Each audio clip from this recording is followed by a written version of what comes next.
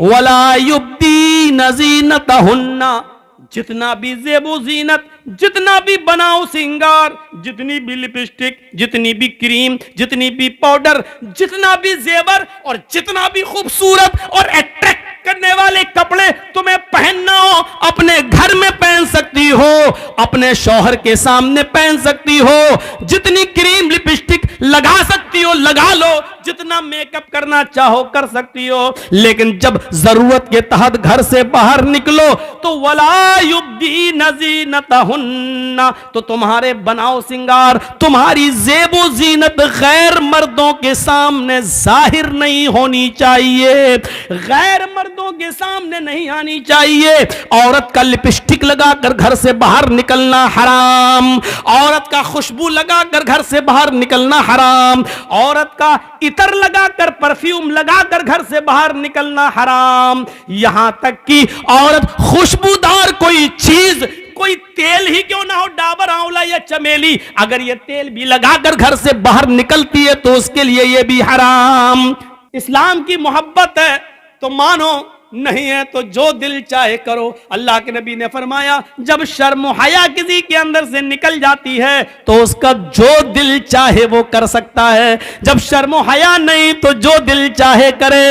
अब उसके ऊपर कोई चीज नहीं रह गई, जब शर्म हया ही नहीं रही, अल्लाह के नबी चीख कर कहते हैं इन अव्वल मा युरफउ अन हाजिल उम्मती अल हयाउ वल अमानतु, हमारी उम्मत से सबसे पहले जो चीज उठाई जाएगी वो हया है, शर्म में सबसे पहले ये दूर कर दी जाएगी। आज शर्म हया बिक चुकी है, नीलाम हो चुकी है, शर्म हया नाम की कोई चीज नहीं रह गई है, शर्म हया नाम की कोई चीज आज बाकी नहीं रह गई है।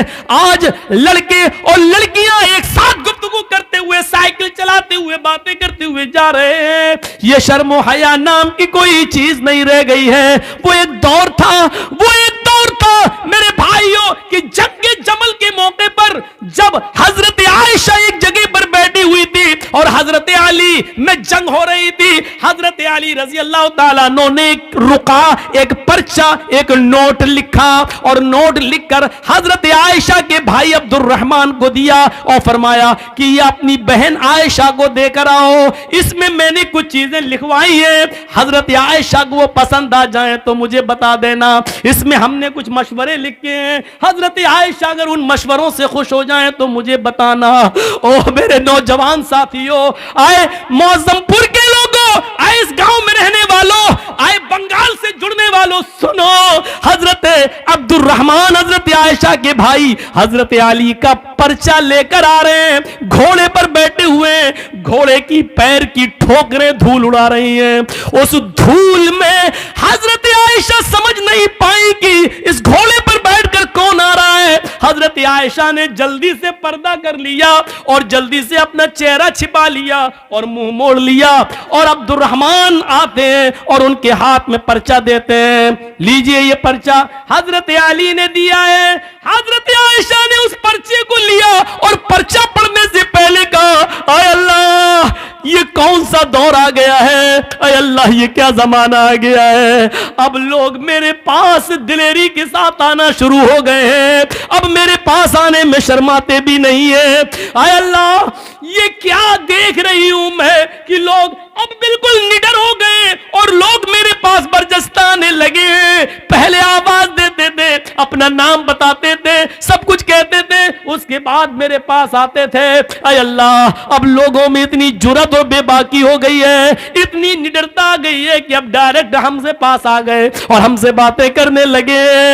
हजरत अब्दुर्रहमान ने जब अपनी बहन आयशा के मुंह से ये जुमले सुने तो कहते हैं, आए बहन जरा पलट कर देखो, मैं तुम्हारा अपना भाई अब्दुर्रहमान हूं, मैं गैर नहीं हूं। तब हजरत आयशा ने पलट कर देखा तो सामने उनके सगे भाई खड़े थे। तब उन्होंने इत्मीनान का सांस लिया, तब उन्होंने चैन की सांस ली। मेरे भाइयों, हजरत आयशा का पर्दा करना और अपने भाई से को पहचान न सके तो ये कहना, अब लोगों में ये कितनी दिलेरी और बहादुरी पैदा हो गई है कि वो आप बिला रोक और टोक मेरे पास आ जाते हैं। अरे अल्लाह, ये मैं क्या देख रही हूं। गौर कीजिए इस जुमलों पर, हजरत आयशा की जबान से ये निकलने वाले जुमले आज हमारे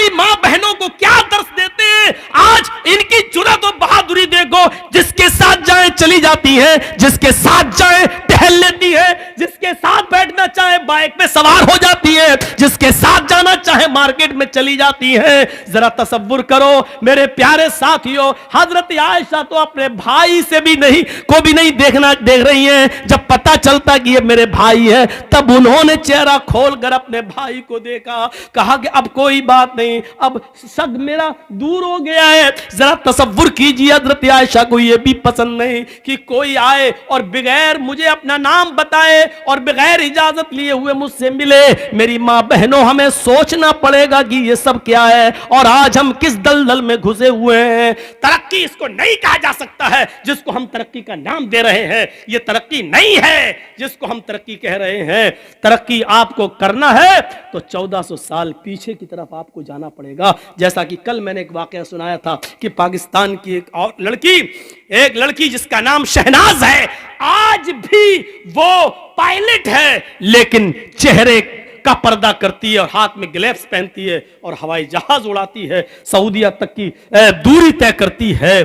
उसको सऊदी और कोयत और दुबई तमाम लोगों ने उसको दावत दी, लेकिन उसने कहा नहीं, हम पाकिस्तान की लड़कियों के लिए इबरत बनना चाहते हैं, उनको ये सबक देना चाहते हैं कि हम पर्दे के अंदर भी अगर तरक्की करना चाहें तो कर सकते हैं। पर्दा हमारी तरक्की में रुकावट नहीं है।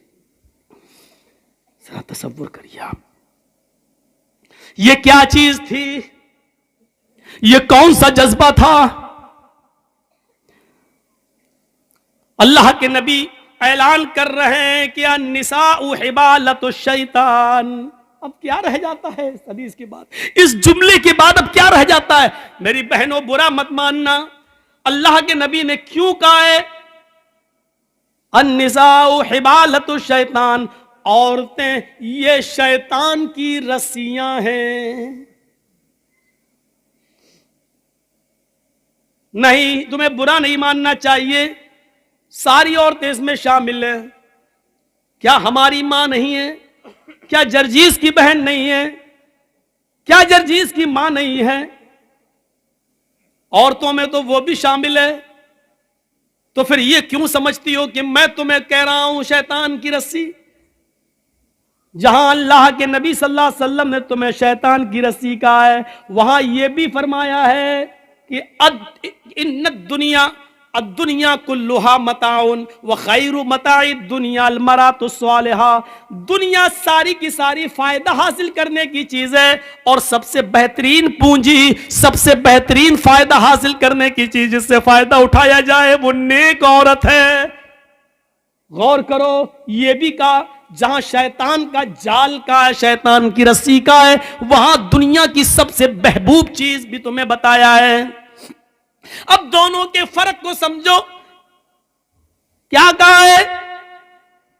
अन्निसाउ हिबालतु शैतान लियसीद बिहर रिजाल, लियसीद बिहर रिजाल। शैतान की रस्सियां हैं ये औरतें, और शैतान इसी जाल को डालकर, इसी रस्सी को डालकर मर्दों का शिकार करता है। शैतान जब किसी आदमी को फांसता है तो इसी शिकार का इस्तेमाल करता है, इसी जाल को फेंकता है, इसी को खूबसूरत बनाकर मर्दों के सामने पेश करता है।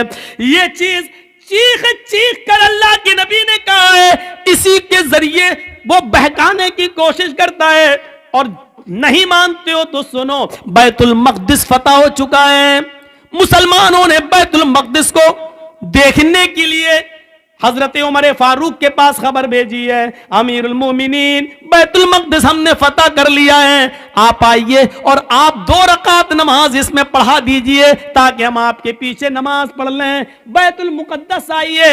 हजरत उमर मदीने से बैतुल मुक़द्दस की तरफ सफर कर रहे हैं, बैतुल मुक़द्दस की तरफ चल रहे हैं, बैतुल मुक़द्दस की तरफ जा रहे हैं, बैतुल मुक़द्दस की तरफ जा रहे हैं। रास्ते में यहूदियों की बस्ती पड़ती है, ईसाइयों की बस्ती पड़ती है। रास्ते में यहूदी भी हैं, ईसाई भी हैं, उनकी बस्ती पड़ी हुई है। उन यहूदियों ने और ईसाइयों ने अपनी अपनी लड़कियों को नीम बरहाना, आधी नंगी लड़कियों को अपने घरों की छतों पर खड़ा कर दिया है और ये कह रखा है कि देखो, अगर उमर का कोई भी साथी तुम में से किसी को आवाज दे या इशारे से बुलाए तो तुम में से कोई भी मना ना करे, जिसको बुलाए वो उसके साथ चली जाए। अगर उमर के किसी एक आदमी ने तुम्हारे साथ मुंह काला कर लिया, उमर के किसी एक साथी ने अगर तुम्हारे साथ जिना कर लिया, उमर के किसी एक साथी ने भी अगर तुम्हारे साथ जिस्मानी ताल्लुक कायम कर लिया, तो हम कामयाब हो जाएंगे अपने मकसद में। यहूदियों ने और ईसाइयों ने अपनी लड़कियों को नीम बढ़ाना अपने घरों की छतों पर खड़ा कर दिया। गौर करो, यानी शैतान ने अपना जाल बिछा दिया सहाबा को बदनाम करने के लिए, सहाबा को बर्बाद करने के लिए, सहाबा के ईमान को झंझोड़ने के लिए, सहाबा के ईमान को खत्म करने के लिए। इधर हजरत उमर फारूक को जब यह पता चला कि उन यहूदी और ईसाइयों ने ऐसा कर लिया, तो इन्होंने हुक्म दिया कि लोगों मैं पीछे पीछे चलूंगा, आगे आगे नहीं। सुनो, यहूदियों की लड़कियां गंदे अशार पढ़ेंगी, अपनी तरफ तुम्हें बुलाएंगी, अपनी तरफ तुम्हें माइल करेंगी, मेकअप किए हुए होंगी और नीम बरहना होंगी। आए मेरे साथियों, तुम लोगों ने एक लंबी जंग लड़ी है, कई कई महीनों से तुम अपने घर नहीं गए हो सकता है कि तुम में से किसी को अपनी बीवी की याद आ रही हो, क्योंकि कई कई महीने तुम जंगों में रहे हो और अपने बाल बच्चों से, अपनी बीवी बच्चों से तुम मिले नहीं हो। इसलिए हो सकता है थोड़ी देर के लिए तुम्हारी नजरें उन यहूदी लड़कियों पर टिक जाएं, उन ईसाई लड़कियों पर टिक जाएं, और यह भी हो सकता है कि नजरों से नजरें मिलें और ये तीर नजरों के रास्ते से दिल के अंदर पैवस्त हो जाए। कहीं ऐसा ना हो कि फिर तुम में से कोई गलत काम कर बैठे, मैं नंगी तलवार लेकर बाहर पीछे पीछे चलूंगा। अगर तुम में से किसी एक की नजर यहूदी की लड़की पर और ईसाइयों की लड़की पर पड़ेगी तो मेरी तलवार उसकी गर्दन की ऊपर चलेगी। तुम्हारे कुरान का हुक्म है, कुल लिल मुमिनाति यगजुज़ना मिन अब्सारिहिन्ना व यहफ़ज़ना फ़ुरूजहुन्ना वला युब्दीना ज़ीनतहुन्ना, कि तुम जब भी बाजारों में या कहीं चलो तो अपनी निगाहें नीची करके चलो। ये औरतों का हुक्म है तो तुम्हें भी हुक्म है, कुल लिल मुमिनीना यगुज़्ज़ू मिन अब्सारिहिम, आए मोहम्मद के साथियों तुम भी निगाहें नीची करके चलो। तुम्हें भी हुक्म है अपनी निगाहें नीची रखना और कुरान की आयत पढ़ते हुए निकल जाना, कोई किसी की तरफ नजर उठाकर नहीं देखेगा। हजरत उमर ने जब ये खुतबा दिया, सारे सहाबा ने अपने दिल की गहराइयों में पैवस्त कर लिया और चलने लगे। जब चलते चलते यहूदियों की बस्ती आई, यहूदियों की लड़कियां और ईसाइयों की लड़कियां इस मंजर को देख रही हैं, और जब ये उस गांव से गुजरने लगे, उनकी छतों के पास से गुजरने लगे, तो उनके मेकअप लाइट मारने लगे, उनकी खूबसूरती चमकने लगी, उनके हुस्न और जमाल अंगड़ाइयां लेने लगे मेरे भाइयों। और साथ में सुरीली और मीठी आवाज में बजने वाले गानों ने मेरे भाइयों कानों के अंदर एक अजीब खनखनाहट पैदा कर दी। लेकिन जब वो गाना गा रही थी तो मोहम्मद के साथी उमर फारूक के ये साथी चीख चीख कर कुरान की आयत पढ़ने लगे, कुल लिल मुमिनीना यगुद्दू मिन अब्सारिहिम व यहफ़ज़ू फुरूजहुम, कुल लिल मुमिनीना यगुद्दू मिन अब्सारिहिम व यहफ़ज़ू फुरूजहुम। थोड़ी देर लगी है कि आपका ये काफिला और सहाबा का ये काफिला थोड़ी दूर निकल जाता है। कुरान की इन आयतों के आगे उन गानों की आवाजें मध्यम पड़ जाती हैं, स्लो हो जाती है। सहाबा किराम ये कुरान की आयतें पढ़ते हुए आगे निकल जाते हैं। इन लड़कियों की तरफ कभी झांक कर भी नहीं देखा है।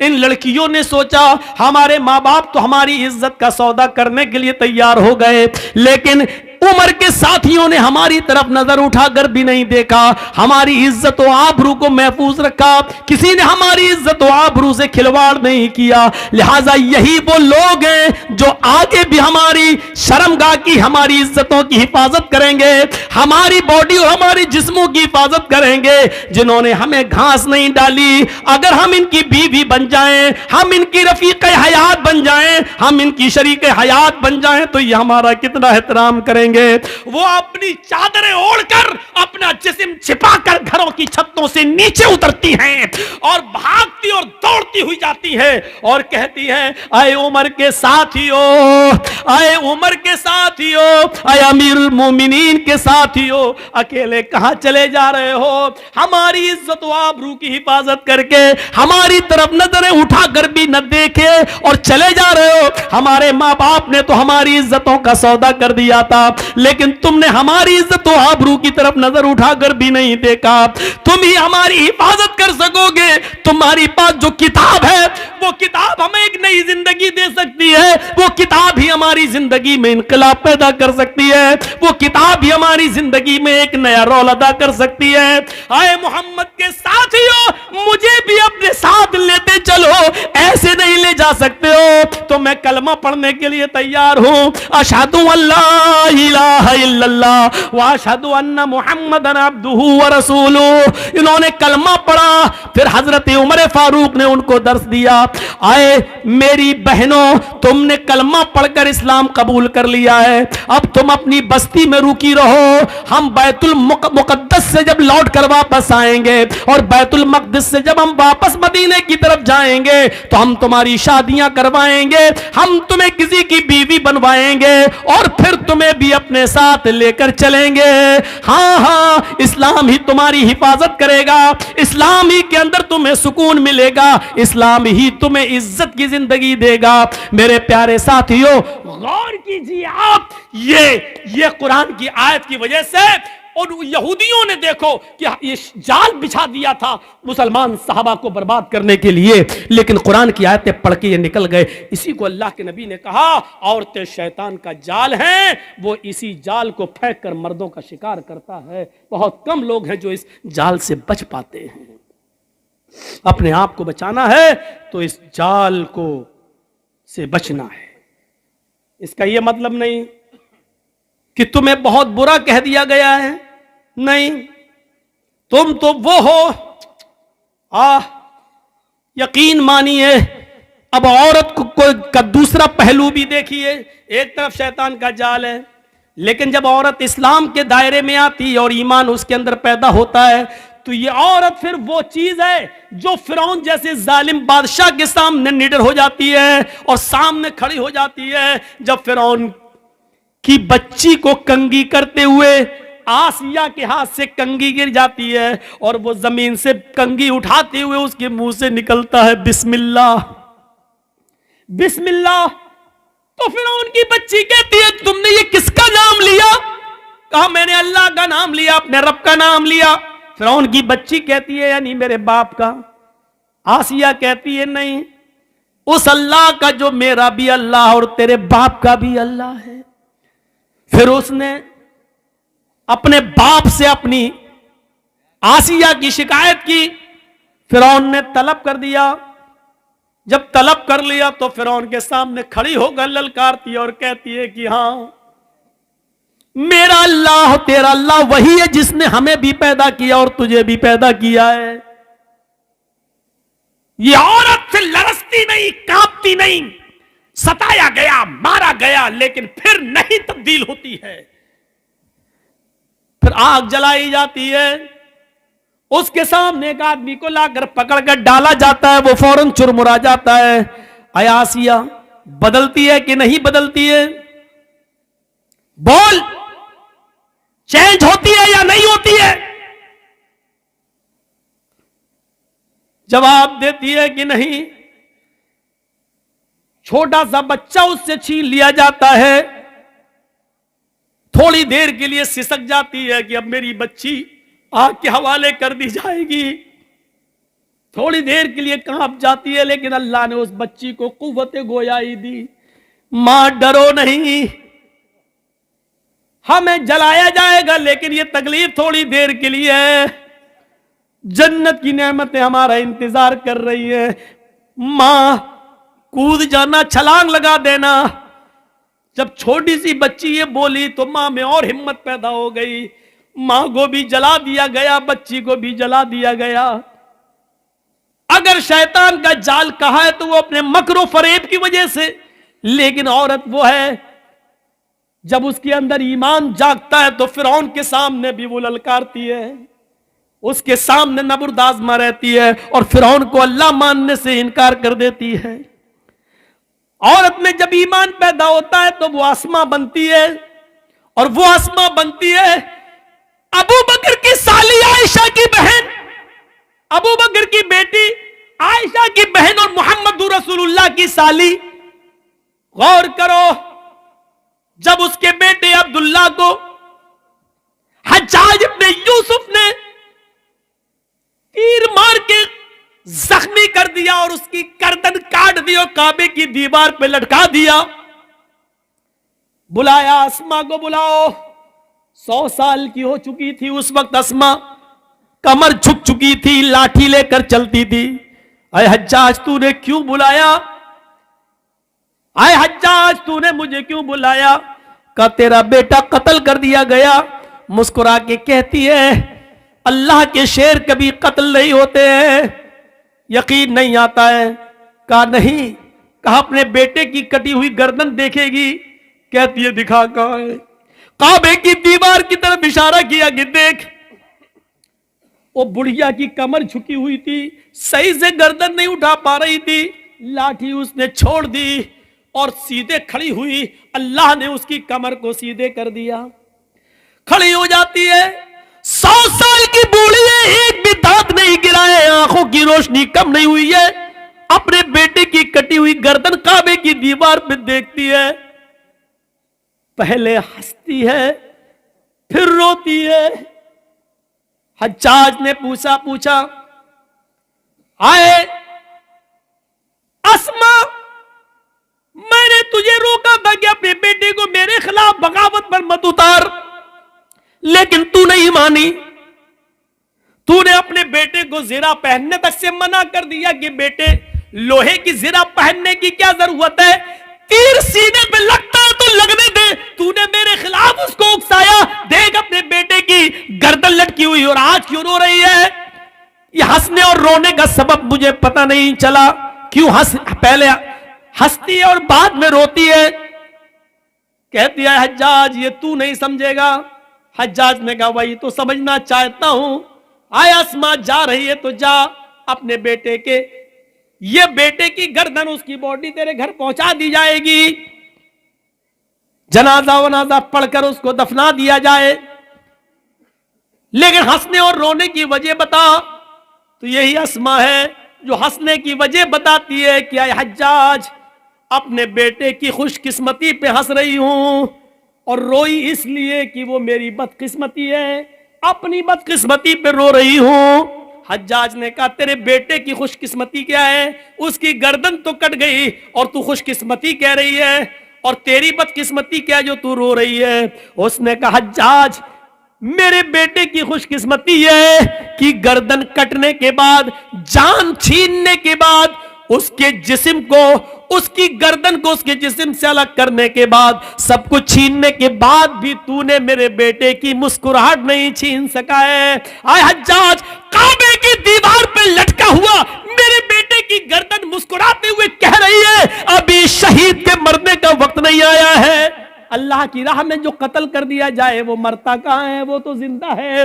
मेरे बेटे की कटी हुई गर्दन, हंसता हुआ चेहरा ये कह रहा है कि मेरा बेटा मरा नहीं है, अभी इस खतीब के मरने का वक्त नहीं आया है।